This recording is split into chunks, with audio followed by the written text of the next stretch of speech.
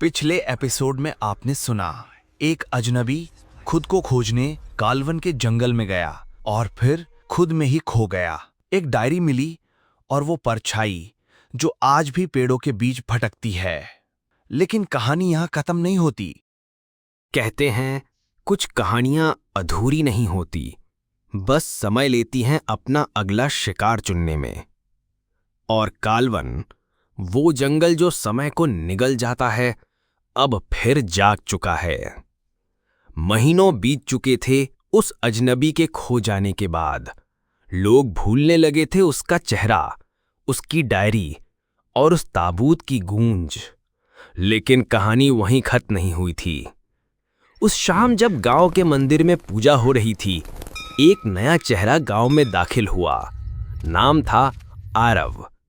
एक युवा लेखक, रहस्य में उलझा और डर को समझने की जिद लिए आया था। उसने काल्वन की डायरी के बारे में एक पुरानी वेबसाइट पर पढ़ा था, कुछ ऐसा जो सबके समझ से परे था।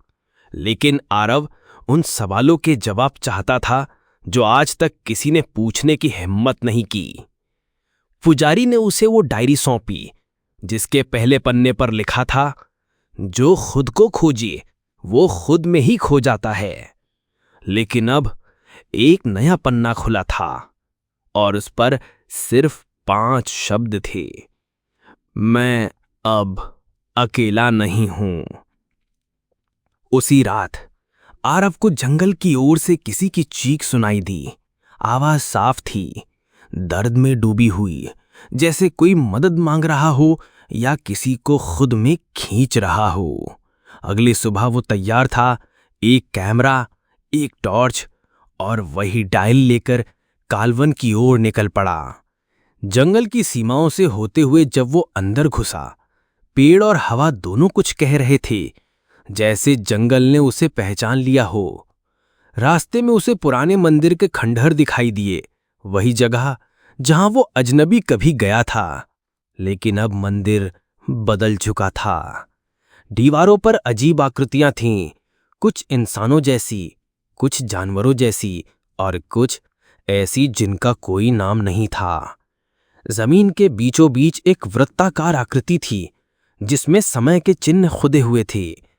जैसे ही आरव ने उस घेरे में कदम रखा, हवा रुक गई, घड़ी की सुइयां उल्टा चलने लगीं और रोशनी जैसे जम गई हो। तभी मंदिर की छाया में से एक परछाई निकली, चेहरे पर धुंध, आवाज भारी। तो क्यों आया है? आरव सन्न रह गया। वो कुछ बोलता उससे पहले ही आवाज फिर आई, तो अब वापस नहीं जा सकता जब तक कोई और तेरी जगह न ले। अचानक जमीन फट गई और आरव एक गहरे अंधेरे में गिर पड़ा। जब होश आया तो वो एक गुफा में था। गुफा की दीवारों पर सैकड़ों नाम खुदे हुए थे और सबसे आखिरी नाम अभी लिखा जा रहा था, ARA।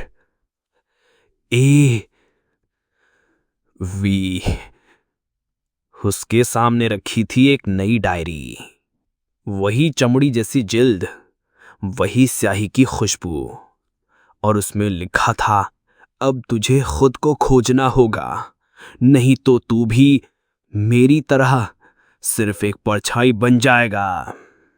उस रात कोई नहीं सोया। गांव में हवा का रुख बदल गया था। मंदिर की घंटी अपने आप बज उठी थी। हर जंगल के पेड़ों के बीच में एक परछाई फिर घूमती दिखी। ये कहानी अब सिर्फ कहानी नहीं रही, अब ये जिंदा है, अब ये तुम्हें भी देख रही है। अगला पन्ना डायरी का कब खुलेगा कोई नहीं जानता, लेकिन जब खुलेगा तो शायद उसमें तुम्हारा नाम लिखा हो। अब इस कहानी का अगला भाग नेक्स्ट एपिसोड में।